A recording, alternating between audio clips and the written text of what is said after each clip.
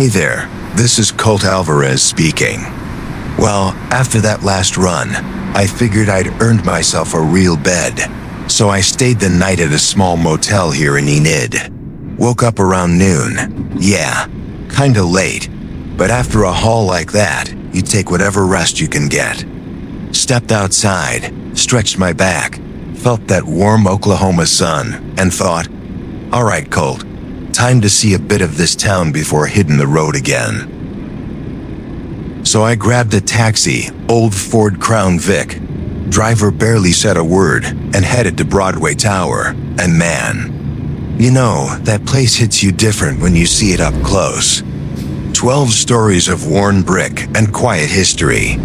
Folks say it once held some law firms, insurance offices, but now it's kind of frozen in time. Empty, quiet, just standing there like a reminder of better days.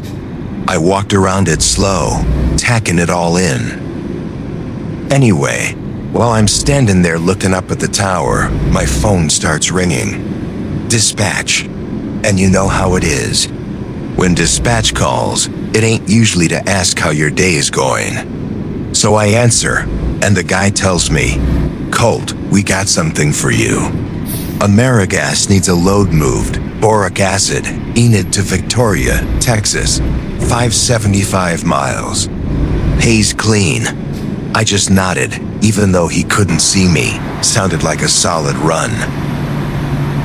So I wrapped up my little sightseeing trip, grabbed a late lunch, burger and coffee, nothing fancy, and headed back toward the motel to get ready. I checked the route, checked the weather, mentally lined up the drive. Victoria's a long way from here, but Texas roads, they got a rhythm I know real well.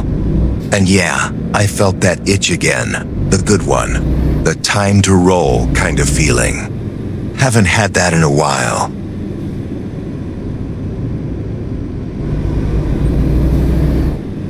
By 6 p.m., the sun was dropping low and the heat finally backed off. I climbed into the truck, took a deep breath, and fired her up. The engine rumbled like it knew we had work to do. I eased out at Enid slow, watching the sky turn gold over the fields. Long road ahead, heavy load behind me, just the way I like it. So yeah, that's where the next chapter starts. Victoria, Texas, here I come.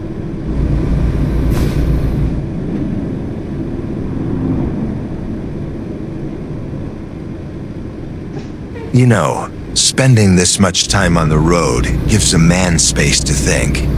Long highways, quiet towns, those endless Texas skies, they always bring me back to my years in law enforcement.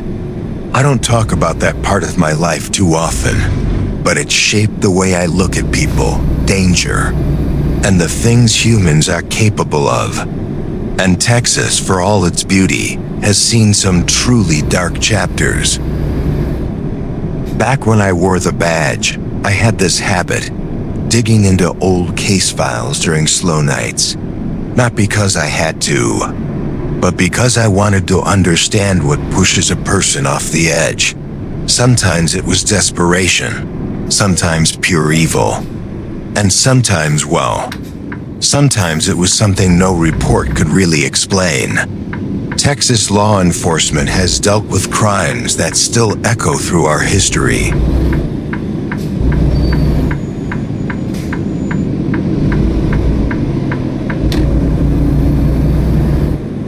So as I'm rolling down this stretch of highway, watching the sun burn through the afternoon haze, my mind drifts back to one of those cases, one that every officer in Texas hears about sooner or later. I'm not diving into the details just yet, but let's just say it changed the way we think about violence in this state. A story that still sends a chill down your spine, even decades later.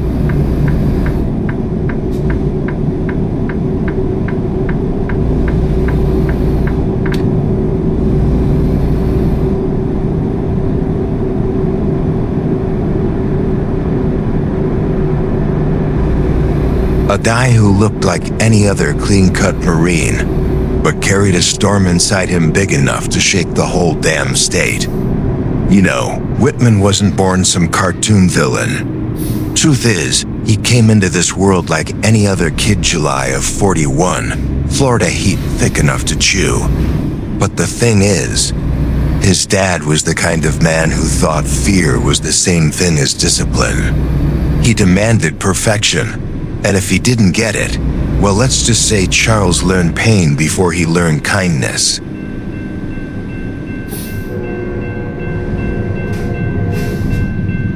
Let me tell you, growing up in a house like that does something to a kid.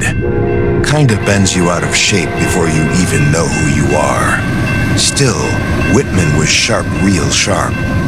Good grades, steady hands, piano lessons, Boy Scouts. Folks around him saw a golden boy. But underneath all that shine, those early cracks were already forming. Trouble has a way of hiding in plain sight. Anyway, when he turned 18, he joined the Marines. To be real with you, I think he wanted distance from home more than anything. And yeah, at first, he fit right in. Discipline, structure, respect of all the stuff he never got as a kid. He even earned a scholarship to study engineering at the University of Texas. Looked like he was on a good path. But good paths don't always stay straight. So things started slipping. Whitman picked up gambling, drinking, fights kinda like he was trying to outrun something crawling up his spine. Marines caught on and cut his scholarship. That hit him hard.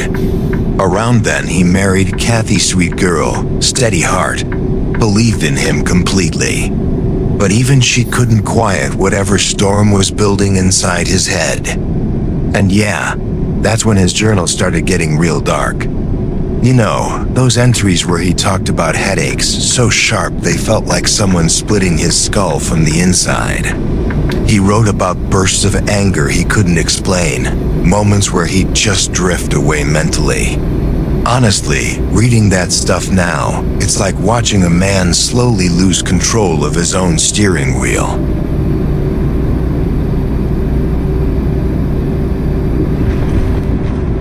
Well, the thing is, Whitman didn't keep all that to himself. He actually went to doctors, counselors, anyone who'd listen. Told them he was having violent thoughts he didn't understand. You'd think that'd set off alarms, right? But back then, folks didn't take mental health seriously. They just handed him some pills, patted his shoulder, and sent him right back into the storm. You know, one part that always hits me, he once told a campus psychiatrist he'd thought about getting up on that tower and shooting people. He said it out loud, clear as day. And somehow, he still walked out of that office like everything was fine. No follow-up, no warning. It's wild to think how many lives were hanging on one ignored conversation.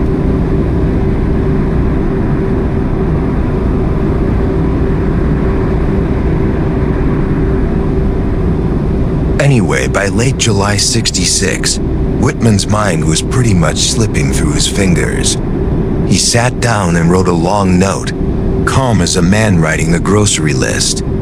Said he felt driven by something he couldn't fight. Asked for an autopsy so doctors might understand why he was thinking so irrationally. And yeah, that's when he talked about his wife and mother. Said he loved them. Said they'd be better off. So, that night he went to his mother's place. Quiet, steady, almost peaceful, and yeah, he killed her. Then he drove home, kissed his wife on the head, and took her life too. No rage. No screaming. Just this cold, detached calm, like he'd already left his own body. To be real with you, that part alone tells you how far gone he was before the tower ever entered the picture.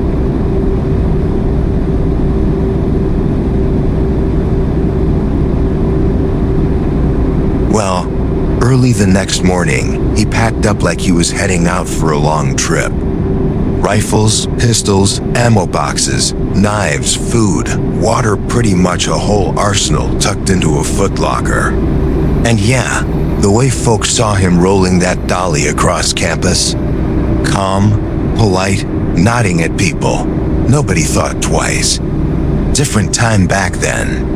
People didn't imagine a quiet Marine could carry that kind of darkness.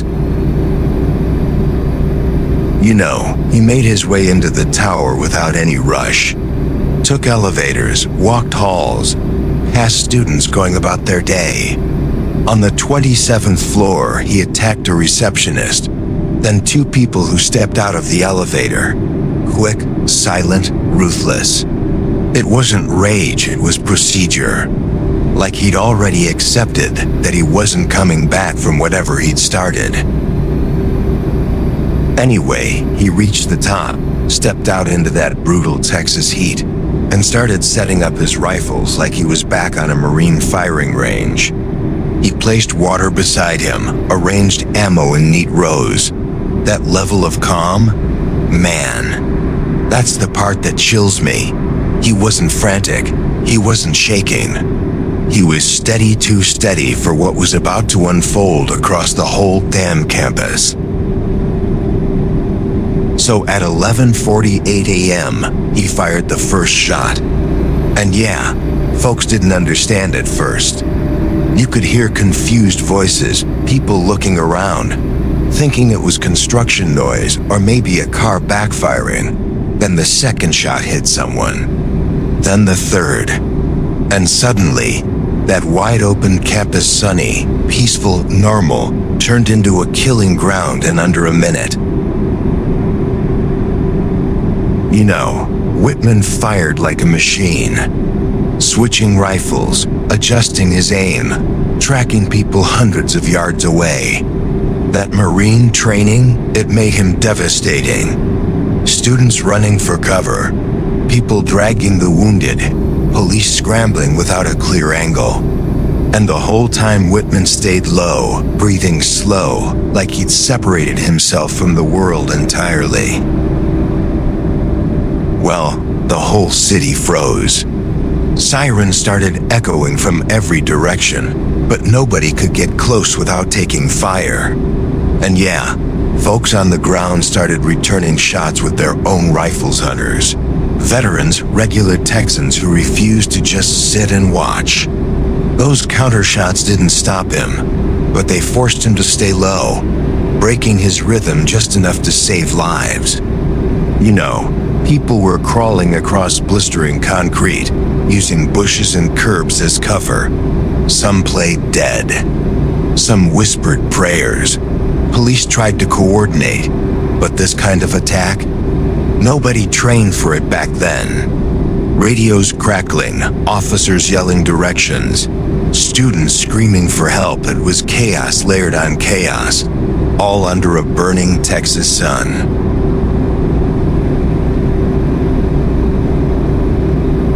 Anyway, by the time the first hour passed, Whitman had already changed how America saw public safety forever. And yeah, 96 minutes doesn't sound long on paper, but when bullets are falling from the sky, it feels like a lifetime. People said time slowed, like the whole world was stuck in one long, unbearable moment of fear and confusion. So, that's when three men decided enough was enough. Officer Ramiro Martinez, Officer Houston McCoy, and a civilian named Alan Crum. They looked at each other, nodded, and started moving. No guarantee they'd make it back down. No promise they'd even reach the top. Just that stubborn Texas grit, the kind that says, if we don't do it, nobody will.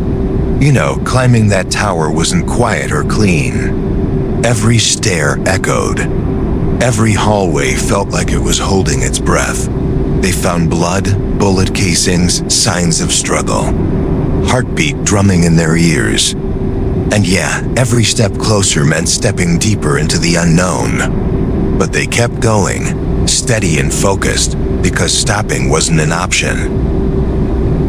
Well, when they finally reached that last door, Martinez didn't hesitate. He pushed it open fast, sunlight blasting in, and for a split second, everything felt frozen, just heat, wind, and that wide open deck. Then Whitman turned, rifle in hand, eyes locked on them. That moment? That's the kind of thing that burns itself into a man's memory forever. You know, Martinez fired first quick, instinctive, like every choice he'd ever made led to that single pull of the trigger. McCoy followed with his shotgun, blasting Whitman backward. And yeah, just like that, the nightmare ended. No dramatic last words, no long standoff. 1 second Texas was under siege, and the next it was finally quiet.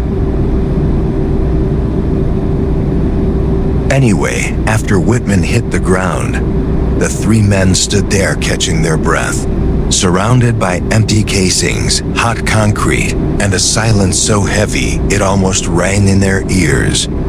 They'd done it. They'd ended the horror. But you know, stopping a tragedy doesn't erase it. Those moments stayed with them. Some scars don't show on skin.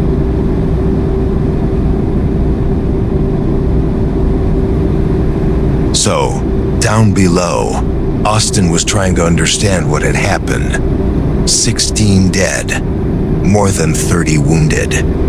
Families shattered, futures erased. And yeah, the world looked at Texas differently after that, suddenly aware that danger could come from someone who looked perfectly normal, perfectly polite, perfectly trained. You know, the autopsy revealed something strange, a tumor buried deep in Whitman's brain, pressing on the amygdala. Doctors argued for decades about whether it caused his violent break. Some said yes, some said no.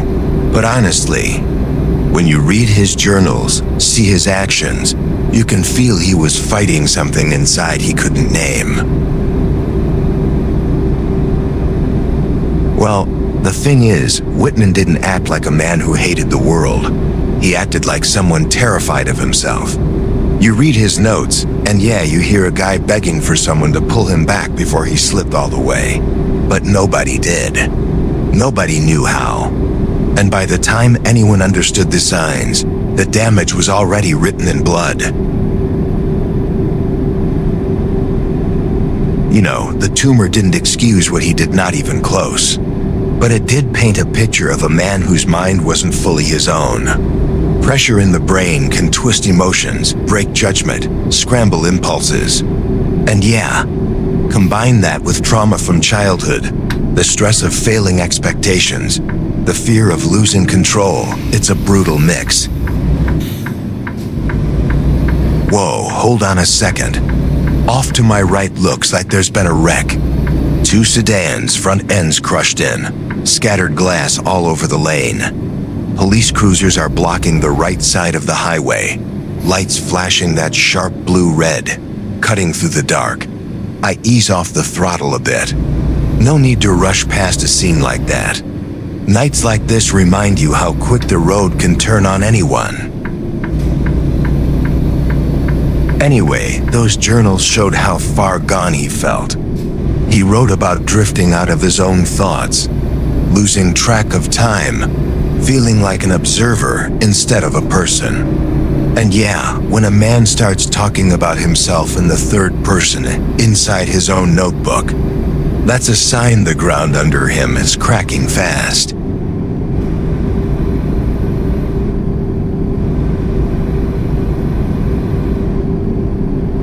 So, the survivors carried those memories for the rest of their lives. Some never walked across an open plaza again. Some couldn't handle loud noises. Some avoided the tower entirely, even decades later. Trauma isn't loud, it stays quiet inside your chest, showing up when you least expect it. And these folks lived with that quiet weight.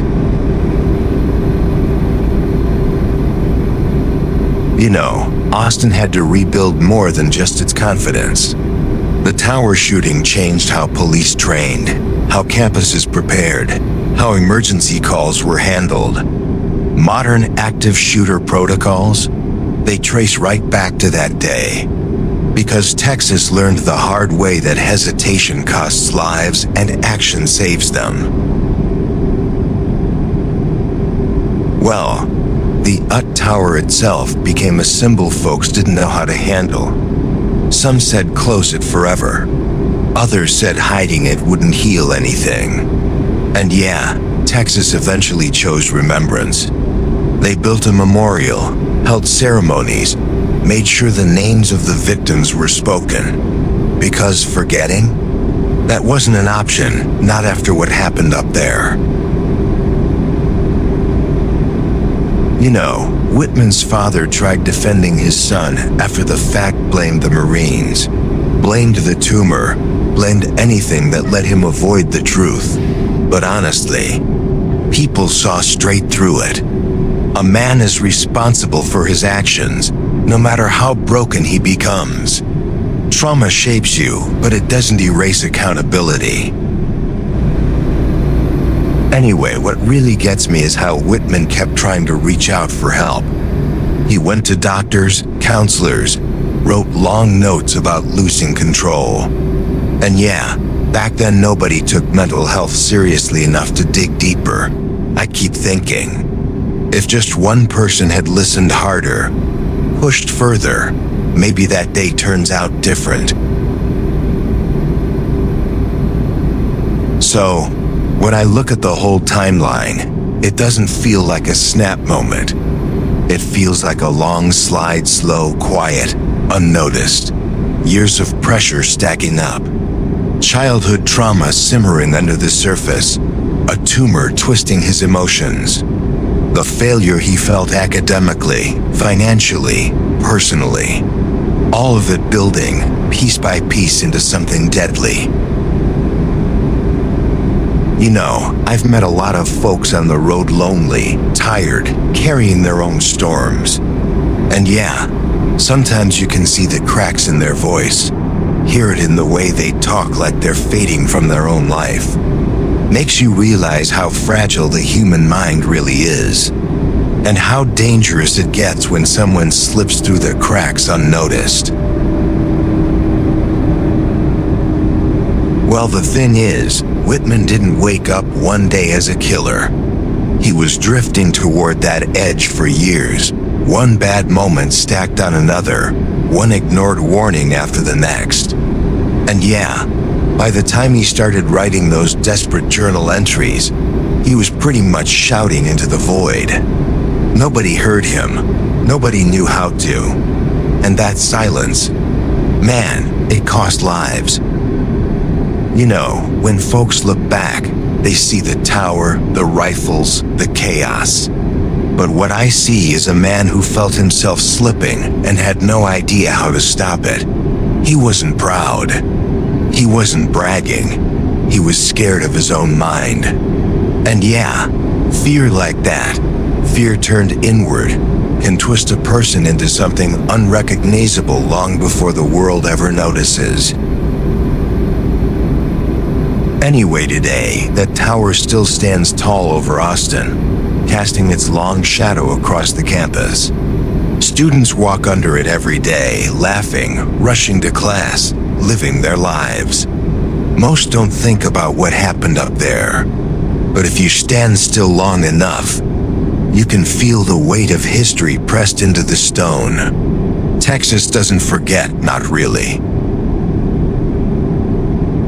So, the part that always sticks with me is how normal Whitman looked. Clean-cut Marine, polite, well-spoken, steady posture. The kind of guy you'd trust to watch your house. And yeah, that's the real lesson. Evil doesn't always show its teeth.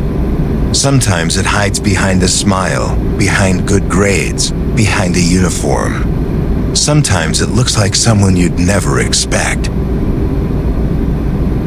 You know, people like to believe monsters look like monsters, but Whitman was proof they don't. He was proof that storms can grow quiet inside a man, unnoticed, unchallenged. And by the time the world finally sees what's happening, it's already too late. That's why I tell folks, listen to people, really listen. A few words at the right time can save a lot of lives.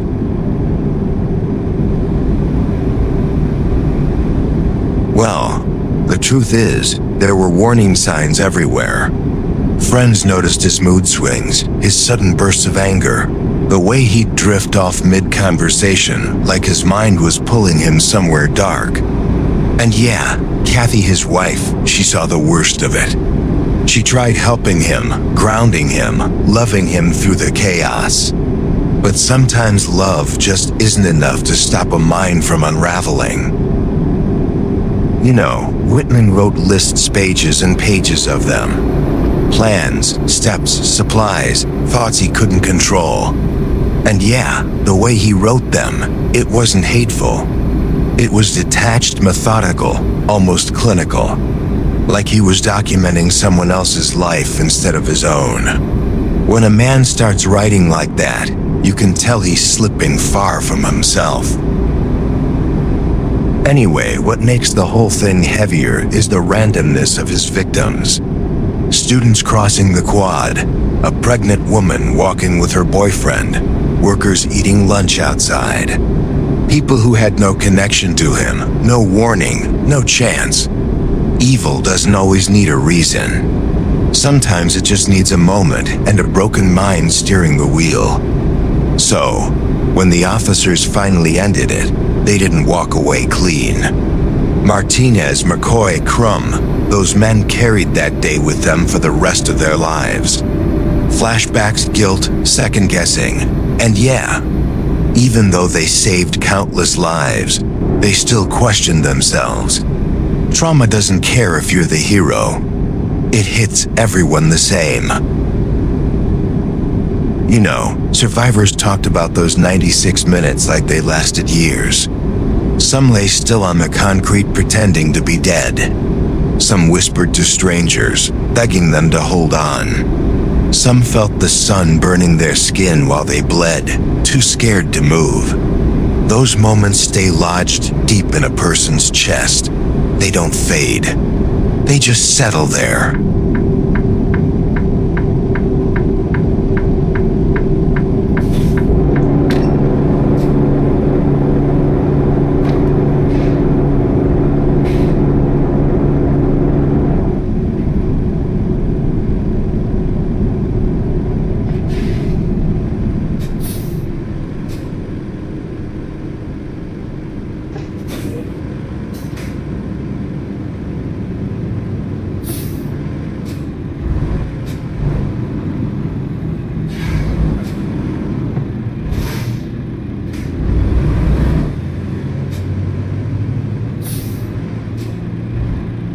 Well, Texas changed after that day. Police trained harder, shared information faster, created new response tactics. Campuses updated their safety systems, built emergency plans, learned to react instead of freeze. And yeah, all those modern active shooter protocols folks talk about today, you can trace a straight line back to that tower and the lessons carved in blood. You know, whenever I drive through Austin, I slow down just a bit when that tower comes into view. Doesn't matter how many years pass, you can still feel the weight hanging in the air. The stone remembers, the city remembers, and honestly, places like that, they don't just mark a location. They carry a warning, one that echoes quietly every time the wind hits those walls. Anyway, people debate whether Whitman was a victim of his mind or a monster in disguise. Truth is, it's both.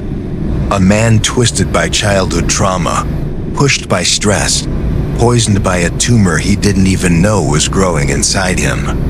But none of that changes the fact that he made choices, deadly ones. Choices that tore families apart forever. So, explanations help us understand, sure, but they don't erase the hurt. They don't heal the wounded or bring the lost ones home. They just remind us how fragile a mind can be when it's left alone with its demons. And yeah, That's the part that sticks with me. How quietly a storm can grow inside a person until the whole world feels the impact. You know, when I think of Charles Whitman, I don't see a monster-born evil. I see a man who tried to fight something inside him and lost. A man who reached out for help and never got it. And in the end, the world paid the price. So yeah, every mile I drive, every story I hear, I'm reminded that some storms don't show on the surface until they finally break.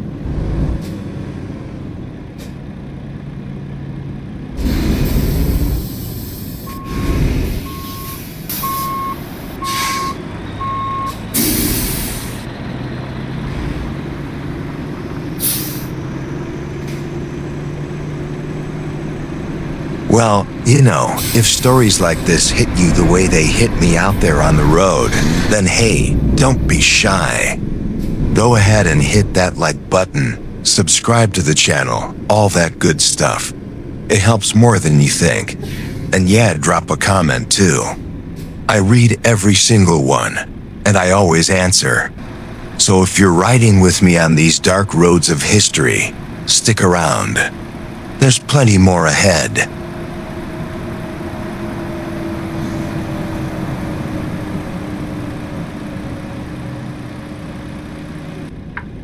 Well, you know, some stories stick with you long after the engine cools and the night settles in. And yeah, one of the darkest I ever dug into is about Dean Corll, the guy they later called the Houston torture killer. Real calm-looking man. Neat haircut, polite smile. The kind of guy you'd never suspect. But behind that smile, man, there was something rotten as hell. You know, Corll grew up quiet, real quiet. Born in '39, raised in a strict family that ran a little candy business. Folks joked he was the candy man because he'd hand out sweets to neighborhood kids. Sounds innocent, right? But honestly, when a grown man spends more time with kids than adults, that's usually a sign something ain't sitting right under the surface. Anyway, Corll helped run that family candy shop in Houston Heights. And yeah, kids loved the place. He'd give them free samples, joke around with them, act like the friendly older brother type. But the thing is, predators don't look like monsters at first. They look helpful. They look safe. They look like the guy who says, "Hey, come on in, it's fine." So, after his parents split, Corll took more control of the candy business. He hired local teenagers to work for him, mostly boys. Paid well, treated them nice, built trust. And that trust? That was his weapon. Because behind those candy counters and polite smiles, Corll was building something far darker than anyone imagined. You know, eventually his mother moved to Colorado, leaving him to run things alone.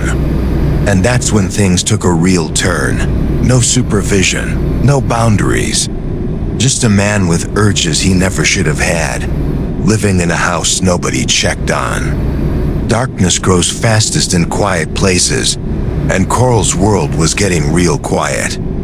Well, then he moved into an apartment on Westcott Street, not far from the Heights. And that's where he met two boys who changed everything, David Brooks and Elmer Wayne Henley. Both poor, both needing direction, both too young to see danger. Corll became their friend, their mentor. But what he really needed? Helpers, recruiters. You know, Corll promised Brooks money, gifts, even a car. Told him he trusted him like a son. And yeah, that kind of talk hits hard on a kid with no real father figure. Before long, Brooks was bringing boys to Corll's place. Some he knew, some he barely knew. Corll paid him for each one. That right there tells you how twisted this thing got. Anyway, Corll's apartment turned into a trap disguised as a safe hangout. Cigarettes, beer, candy, a friendly older guy who never judged them. Kids came and went without anyone thinking twice, and yeah, Houston in the early 70s was huge, chaotic, growing fast. Runaways disappeared all the time. Nobody connected the dots. So, Corll didn't just lure boys in. He built a damn torture board, 2 pieces of plywood with handcuffs at each end. He used it to restrain his victims, carrying out some of the sickest acts the state has ever seen. It wasn't rage. It wasn't impulse. It was planned, patient, methodical. That's what made him truly terrifying. You see, the murders went on for years. Children disappeared, some after parties, some on their way home, and some were last seen near Corll's house. The police wrote off many of them as runaways, and yes, that mistake cost lives. Corll exploited every loophole in the system, every blind spot, every assumption adults made about teenagers. Well, eventually Elmer Wayne Henley entered the picture. He was younger than Brooks, rougher, hungry for acceptance. Corll saw that and latched on. Promised him money for delivering boys. Promised him purpose. And yeah, soon enough Henley was recruiting too, dragging his own friends into something he didn't fully understand. You know, the sickest part. Corll sometimes made the boys he recruited watch what happened. He'd tell them it was part of becoming a man, twisting their minds until they didn't know which way was up. And Houston had no idea a monster was living right there among the candy shops and quiet neighborhoods. Anyway, Corll moved houses multiple times to avoid suspicion. Pasadena, Houston Heights, Spring Branch. Every new place had the same setup. A bedroom with a torture board, plastic sheets, tools, restraints. He buried the bodies in boat sheds, beaches, shallow graves near Lake Sam Rayburn. It was like he thought he'd never get caught. So, by 73, Henley started to crack. He was seeing too much, doing too much, carrying guilt he couldn't swallow. And yeah, Corll noticed that hesitation. Started threatening him, pushing harder, acting paranoid. When a manipulator loses control of his puppets, he gets sloppy. And Corll was getting real sloppy. You know, the breaking point came on August 8th, 1973. Henley brought 2 teens, Tim Curley and Rhonda Williams, to Corll's place for a party. Rhonda was unexpected, and Corll snapped. He tied all 3 up. Furious, Henley brought a girl. Told Henley he'd ruined everything, but honestly, that moment saved countless lives. Well, Corll planned to kill Curley first, then Rhonda, then Henley. Said it straight to his face. And yeah, that's when Henley realized he wasn't Corll's partner. He was his next victim. Panic hit him hard, but something else hit harder, the instinct to survive. And in that moment, Henley ignored every fear Corll had planted in him. You know, Henley convinced Corll to untie him, said he'd help. Said he still believed in him. Corll bought it, completely blind to the shift happening right in front of him. Once free, Henley grabbed the pistol Corll had left on the table. Aimed it at him. They argued. Corll lunged. And that's when Henley pulled the trigger. Anyway, Henley fired 3 shots at point-blank range. Corll staggered back, surprised more than anything. Monsters rarely expect their puppets to fight back. He collapsed onto the floor, bleeding out in his own torture room. Just like that, Houston's most prolific killer was dead not by police, but by his own teen accomplice. So, Henley ran to the police station, shaking, pale, rambling about murders, bodies, torture. At first they didn't believe him, thought he was high or hysterical. But when he led them to the boat shed, man, everything changed. The officers opened that door and found the first graves. Then more, then more. The scale hit like a truck. You know, bodies were stacked in that shed like human shadows wrapped in plastic, bound with rope, buried just inches apart. Police kept uncovering graves, each one belonging to a teenager who vanished without a trace. Houston had never seen anything like it. Some officers broke down crying. Some had to step outside to breathe. Well, news spread fast. People who thought their sons were runaways learned the truth in the worst way possible. Families shattered. Neighborhoods panicked. Houston Heights, a quiet working-class place, was suddenly the center of one of the biggest serial murder cases in U.S. history. And yeah, the whole city felt sick realizing how close it came. You know, Corll was responsible for at least 28 confirmed victims, maybe more. Records back then weren't great, and a lot of runaways were never reported. Some folks believe the real number was closer to 40 or 50. But honestly, even one is too damn many. And Corll? He wasn't stopping. He was escalating. Henley's rebellion ended a massacre in progress. Anyway, Brooks and Henley were both arrested. Brooks got life, Henley too. Their stories were messy, ugly, full of guilt and manipulation. They weren't innocent. They helped Corll. But they were kids trapped in a monster's grip, desperate for approval, terrified of stepping out of line. Corll broke them long before they broke any law. So, looking back, the thing that scares me most isn't the torture, or the bodies, or the lies. It's how normal Corll looked, how polite he was, how clean his image seemed. Monsters don't always snarl. Sometimes they smile, hand out candy, pretend they're your friend. Evil ain't loud, it's quiet, patient, calculating. You know, Houston learned some hard lessons after Corll. Police improved tracking for missing youth.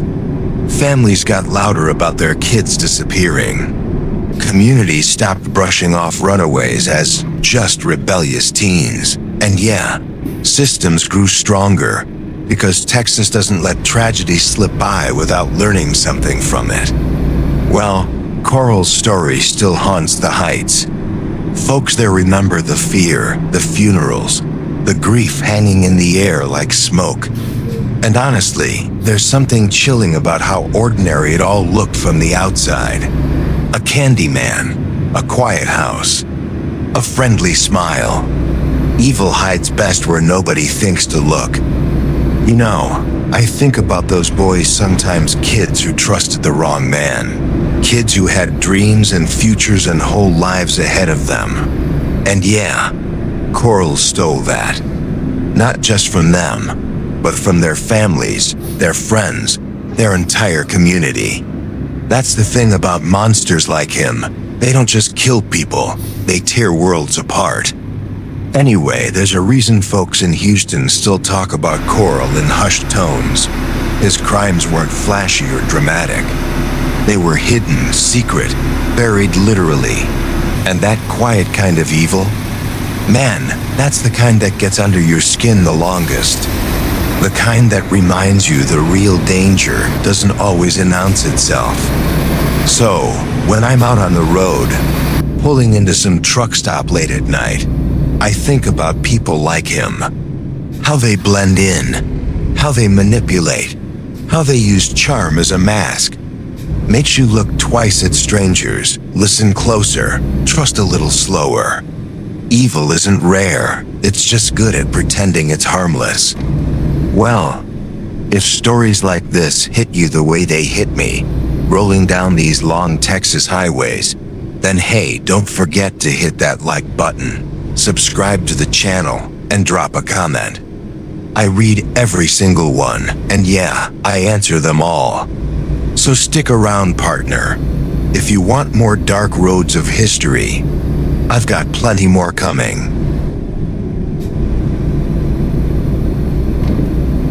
Well, I'm pretty much almost in Victoria, Texas right now.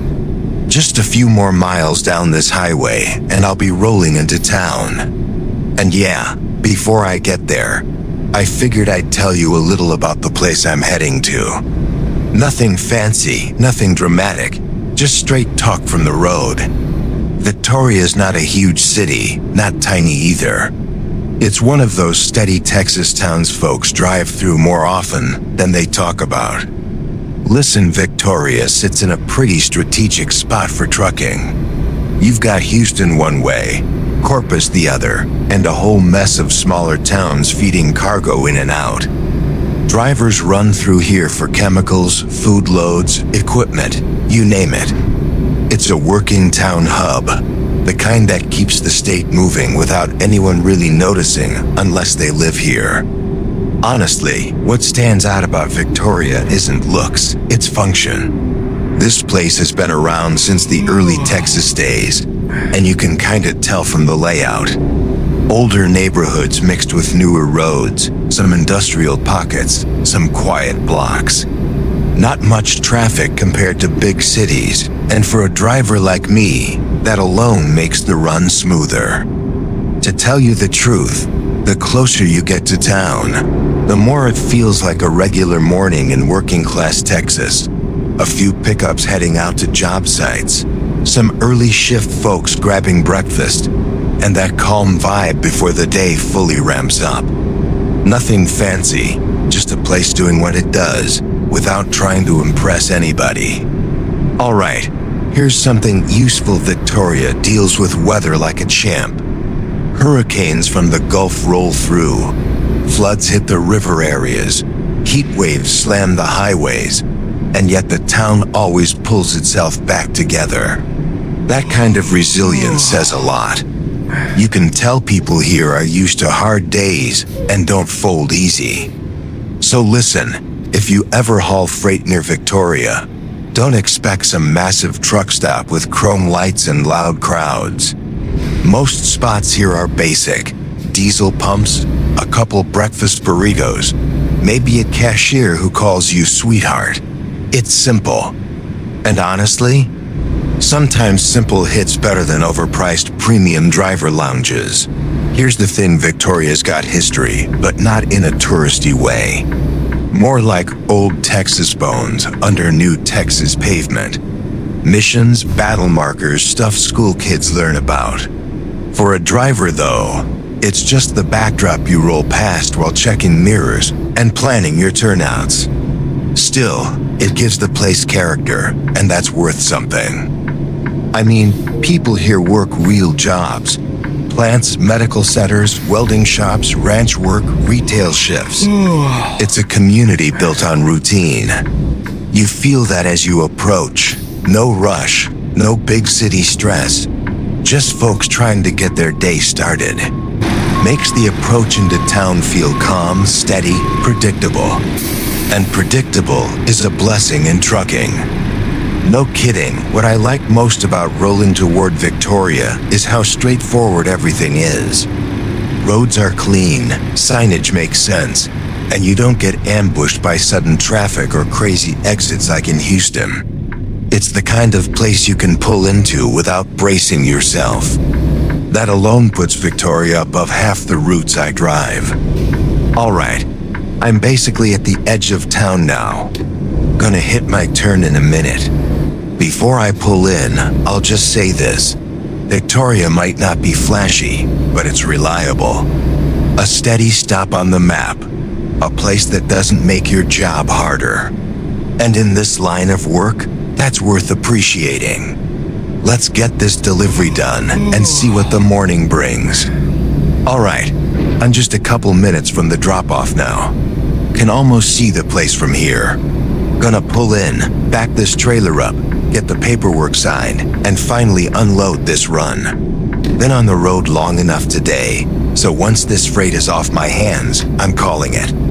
You know, sometimes the last few miles feel longer than the whole trip, but we're just about there. Listen, after I drop this load, I'm planning to stay in Victoria for the night. Found a little motel not far from the warehouse. Nothing fancy, but it's got parking for rigs and a bed that doesn't shake like the cab. Gonna take a shower, grab something warm to eat, and just put my boots up for a few hours.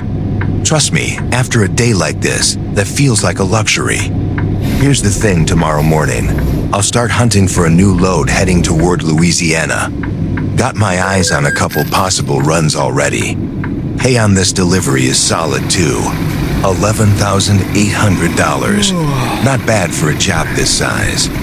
Every dollar gets me closer to my first big goal, buying my own truck. My own rig, my own authority, my own name on the door. And yeah, that dream's starting to look real. So listen, if you've been riding with me through this run, I appreciate you sticking around. These miles feel a lot less lonely when I'm talking to y'all. This journey building up experience, saving money, getting closer to buying that first truck, it's moving step by step. And today was a good step. Another solid paycheck, another town crossed off the map.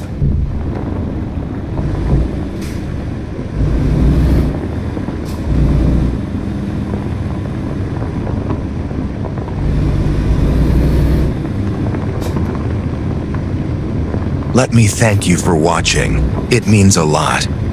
If you enjoy these road stories, please like, comment, and be sure to subscribe. I read everything you write, and yes, I always reply.